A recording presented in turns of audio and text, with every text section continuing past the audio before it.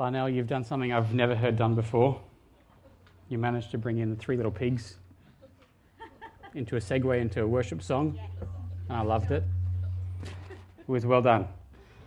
But it reveals that everything you look at, you can see through a lens of Jesus, and you can see a kid's story or an experience or a secular song, and you can say, hey, I can see Jesus in that.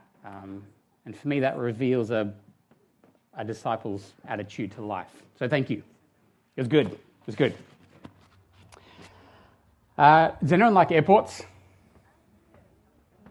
Does anyone not like airports? I find them to be actually quite interesting places because you go there and everybody is going somewhere or coming from somewhere. And there's all these questions I have as I see people walking around with their luggage or with their families or with their friends or with a big group. I'm like, where are you guys going? What are you going to? Why do you have what you have? Are you going to meet somebody that you haven't seen before? Are you going to catch up with family you haven't seen in years? Are you going on a work conference that you're dreading? Yeah, I don't know, but it's really interesting just to think about where all these people are going. But then on the other end, you've got the arrivals area, where you have people waiting to see someone who they are there to pick up, maybe take home, hang out with, or maybe to drop off somewhere. But there's this sense of expectation, because everyone's, you've kind of got that railing place, and everyone's there, and they're just watching the doors to see who comes through. In 2005, 12th of June, I was sitting in Auckland International Airport. I was waiting for a connecting flight to LA. And I was really privileged to be going over to the States to catch up with some friends who I actually grew up with in Hong Kong. I hadn't seen them in about 20 years, and so I was really looking forward to this. It was going to be exciting. I told them, hey guys, I'm arriving at 10:30 p.m. They said, yeah, sure, we'll pick you up. And so as I was sitting at Auckland Airport, I was just watching all the people, wondering where they're going, what they're doing, reflecting on what I was about to do, and I was really excited. Because I was thinking, hey, I'm going to walk through those doors, and these guys are going to be there. I haven't seen them in such a long time, and this is going to be really exciting.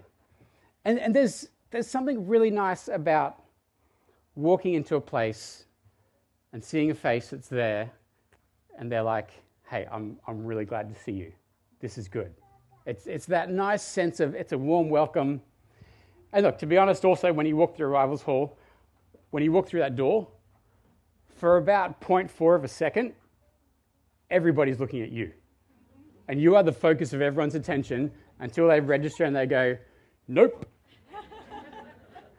And then they go back to their phones and waiting. Or they look back to the door. So you can imagine my disappointment when on the flight to LA, I looked at my ticket again, and I was actually arriving at 10:30 a.m., not 10:30 p.m. So there would be no welcoming party. There would be no friends to meet me at the airport.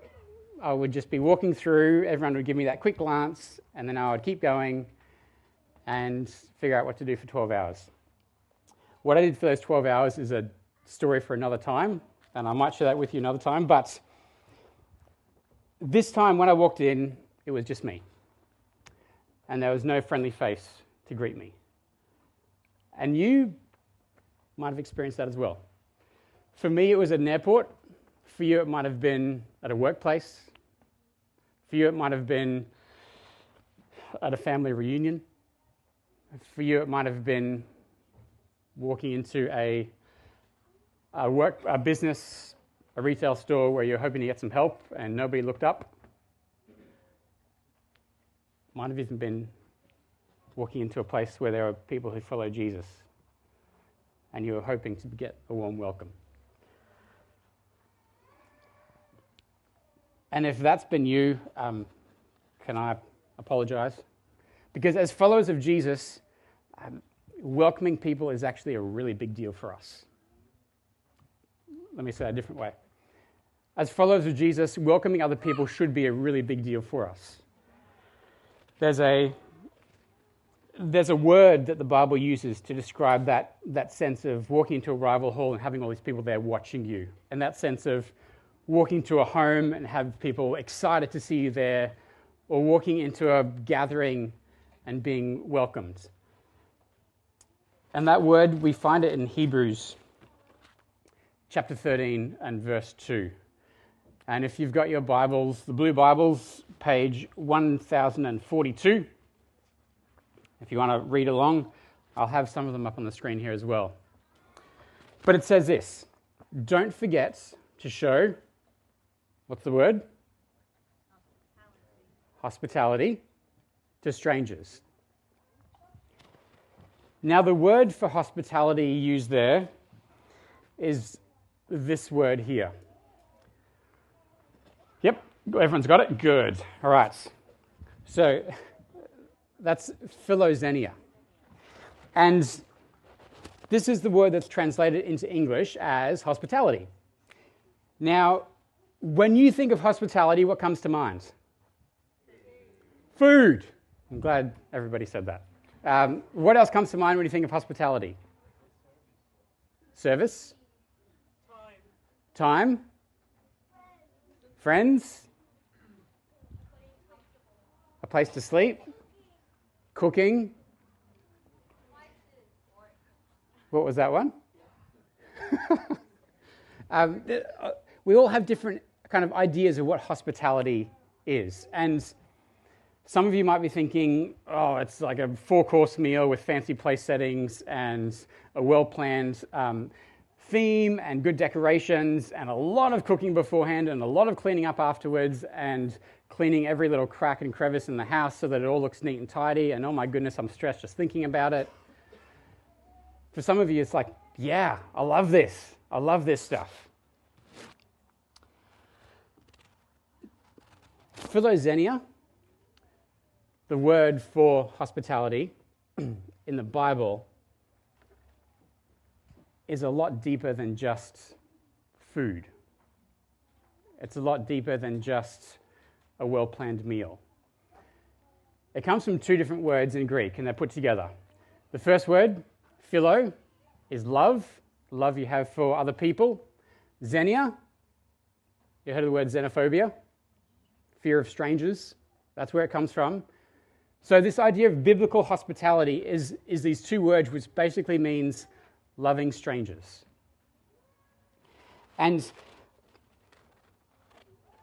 back then, when you practiced philoxenia, it was almost a life or death value that you held, because you remember the story of Abraham, and he has these 3 visitors that come and visit him, and these 3 visitors come, he sees them coming, and he gets up, he meets them, and he bows down to them, and he says, "If I have found favor in your eyes, my Lord." Now, this is the first conversation, the first words that are shared between these people. Abraham sees 3 guests coming. The first thing he says is, "If I have found favor in your eyes, my Lord, do not pass your servant by. Let a little water be brought, and then you may all wash your feet and rest under this tree. Let me get you something to eat so that you can be refreshed and then go on your way, now that you have come to your servant." Does Abraham know these guys? No. He doesn't have a clue who they are. But his first thing, before even asking anything about them, where they're from, what do you do, his first thing is, hey, if you're willing, I would love to have you come here. I would love to feed you, make you comfortable, let you rest, and then you can go on your way. Like, that is serious loving your stranger stuff.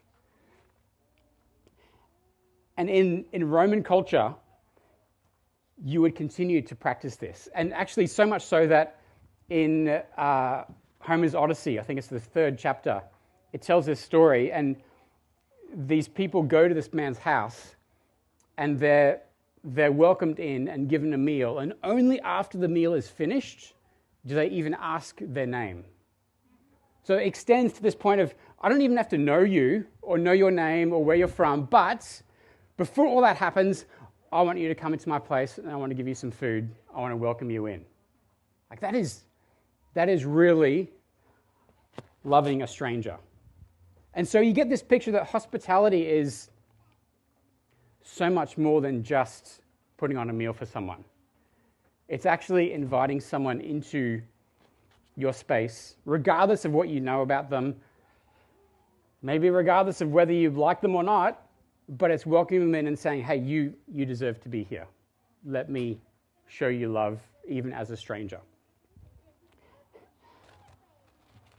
And so biblical hospitality, it's more about being polite. It's more than just good social etiquette. It's actually about opening up who you are to the people around you, wherever that may be. And there's this verse in Deuteronomy where God is talking to the Israelites. And this is what he says. Talking about who God is, he says, he defends the cause of the fatherless and the widow and loves the foreigner residing among you, giving them food and clothing. And you are to love those who are foreigners, for you yourselves were foreigners in Egypt. So he's saying, hey, you guys were there. You weren't supposed to be there. You're in a different country. You then arrived in a new country, and you started to call this place home. I brought you out of there to be here, but now that this is your home, when you have foreigners who are coming to you, this is your chance to do to them what I did to you. You get to pass on what you've experienced. And I guess in the New Testament, Paul puts this kind of a different spin on it. But this is what he says. He says in Ephesians, if we can just move to the next slide. He says, remember that at that time you were separate from Christ. He's talking about to the Ephesian church. He's saying, hey guys, there was a time when you were foreigners to God. You were separated from Christ. You were excluded from citizenship in Israel and foreigners to the covenants of the promise, without hope and without God in the world. They're saying this is where you were. You guys were actually foreigners too. You know when you come back into a city, into the airport, you've arrived back home, and they have the different places for depending on what passport you have. If you have a passport of the country you're arriving in, you go on one line. If you have a different country passport, you go on a different line. It's really nice going into your home country passport line, isn't it? It just feels good. But Paul's saying, hey, there was a time when you had to go on the other line because you weren't from my kingdom. You were from a different country, a different nationality. But then he goes on and he says, you used to be there, but now, because of Jesus, because you are in Jesus, because you've accepted Jesus, you were once far away, but now you've been brought near by the blood of Christ. They're saying, hey, you used to be in that country. What I've done is I've arranged a transfer of your citizenship. You've chosen to become of my kingdom, and so now this is who you are. This is where you belong. This is your home. You were foreigners and strangers, but now you're locals. And Jesus accepted us into his family unconditionally, without worrying about our history, without our past.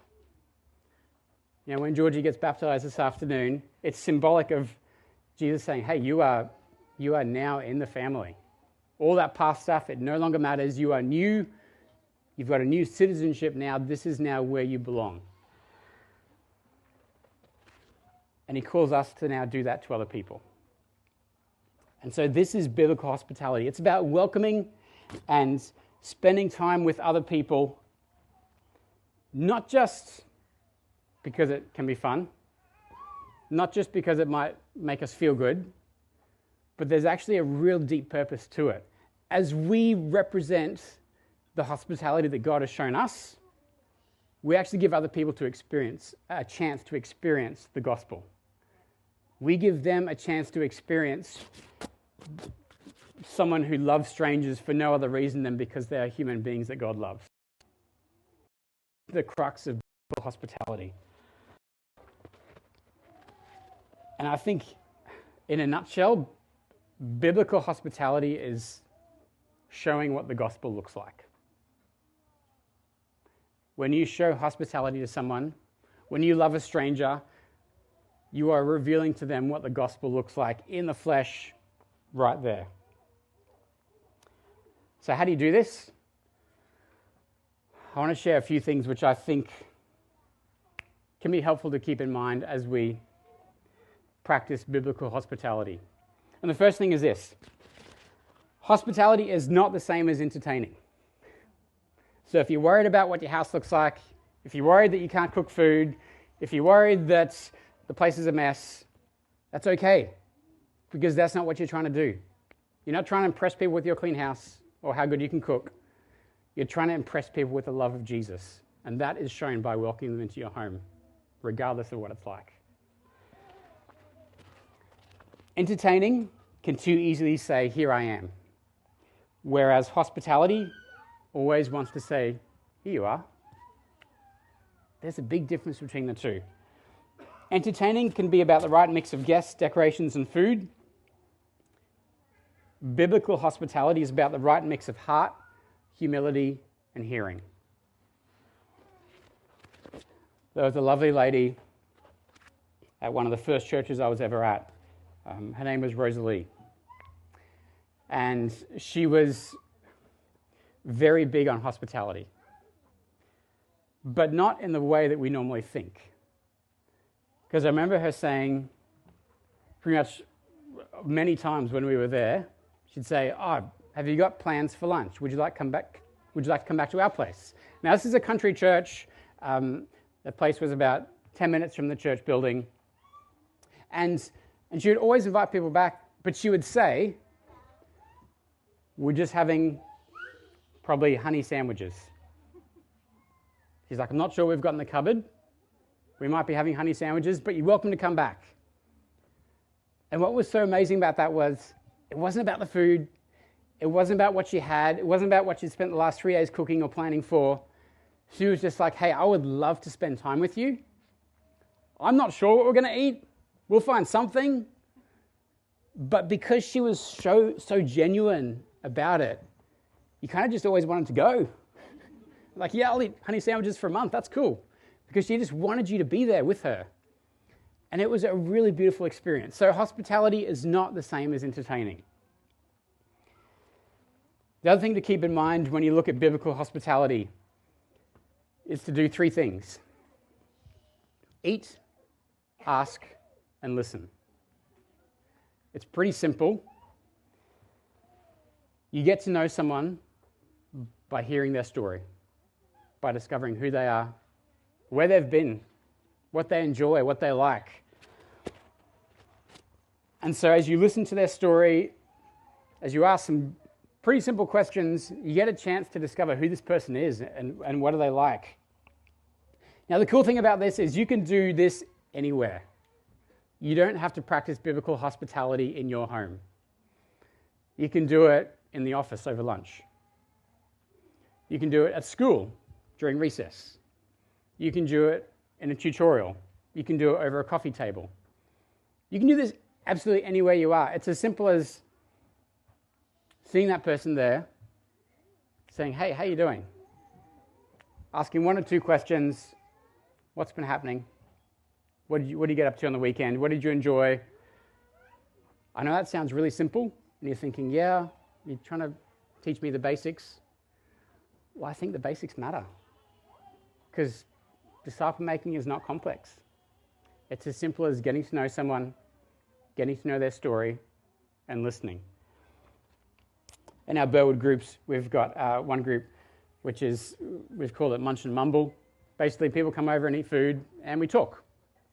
And we had our first one a few weeks ago, and it was really cool because we just had food. It was at our place. There were things everywhere.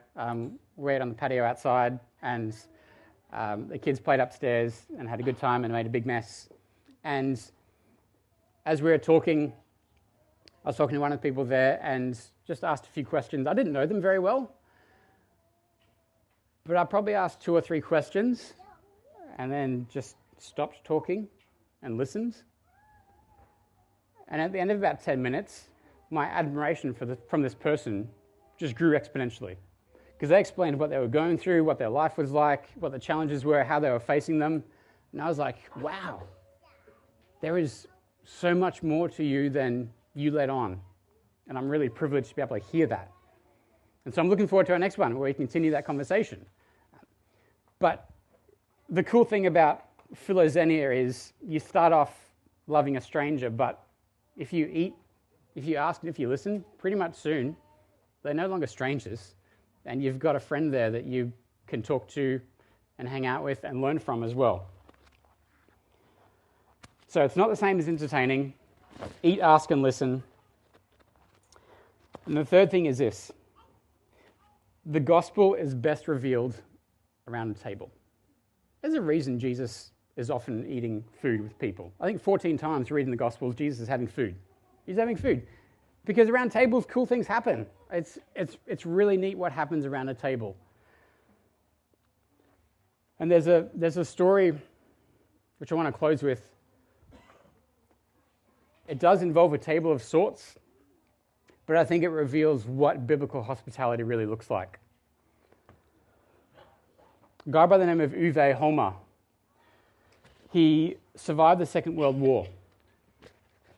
And as a result of what he'd experienced, he made a promise that he would, in the future, that he would always follow his conscience and that he wouldn't sway away from that. So he became a Lutheran minister in East Germany. And at the time, it was under communist rule, and it was difficult. It was hard to be a pastor. It was hard to be a person of any kind of faith under communism. But he started up this community which was helping those who had epilepsy and mental disabilities. And this community grew, but the East German government was cracking down on anyone who had any kind of connection with religion. And so they were not immune from that. They were constantly harassed. They were limited in what they could do. They had visits by the German police. And even his children were denied the opportunity of tertiary education. 8 times they applied to be accepted into university, and 8 times the director of education, who was the chancellor's wife, personally intervened to knock them back. And then about 2 months before the Berlin Wall fell, the chancellor of East Germany, he was basically expelled, kicked out of his job, and the Berlin Wall fell, and he became basically someone who was no longer welcome anywhere. They were kicked out of their home. They couldn't find anywhere to live. And this dictator, Erich Honecker, and his wife, the one who had actually refused entry to Uwe Holmer's kids into university, they found themselves really desperate to find somewhere to live. He was suffering from cancer at the time, and they actually tried one of the community spaces that Uwe and his church had set up. But when they moved in, people protested around it and said no, and so they had to leave. And these people had nowhere to live. And so Uwe and his wife offered that they could come and live with them. And they let them into their home. They lived with them. They ate around the table. And people protested what they were doing. Often they had to leave their home because there were bomb threats because of what they'd done. And this went on for 2 months. And eventually, Erich Honecker succumbed to his cancer, and his wife found asylum in Chile. But after this, people were asking Uwe Holmer, why did you do that? Why would you let this person into your home who was against you, who was not just a stranger, but was an enemy? And his response was this. He said, in our town, there is a sculpture of Jesus. inviting people to himself and crying out, "Come to me, all you that labor and are heavy laden, and I will give you rest." We've been commanded by our Lord Jesus to follow him and to receive all those who are weary and heavy laden, in spirit and in body, but especially the homeless. What Jesus asked his disciples to do is equally binding on us. That's biblical hospitality. That's what it looks like to love a stranger and welcome someone in. Welcome them into our homes, even if they aren't friends. To spend time with people, to invite them into our lives. But wherever we are, we get to extend that hospitality, whether it's the workplace, in a store, in a restaurant, in a cafe, in our homes, in somebody else's homes. We have this beautiful privilege of representing Jesus and revealing the gospel as we show people that they are welcomed, that they are loved, for no other reason than that they are a child of God. And so I like to think that, I call it the airport gospel. Because I like to think that as followers of Jesus, everywhere we go, it's like we are that arrival hall. And that people who meet us, they've walked off that plane and they've had a long trip and they're tired, they're exhausted, they're hungry, they need a wash, they want to have a shower, they might smell a bit funky. They've got all this baggage that they're carrying. But we are there and we're like, "Hey, welcome home. You're here. Let me take some bags. Let me help you out. Let me carry some stuff. Come back to our place. You can have a nice warm shower. I've got some food we can eat. It's going to be simple, but it's good food." And we are just this place where people can feel like they are at home. And I want to finish with this clip because I think this, for me, this summarizes what it looks like to show biblical hospitality to anyone that we come across.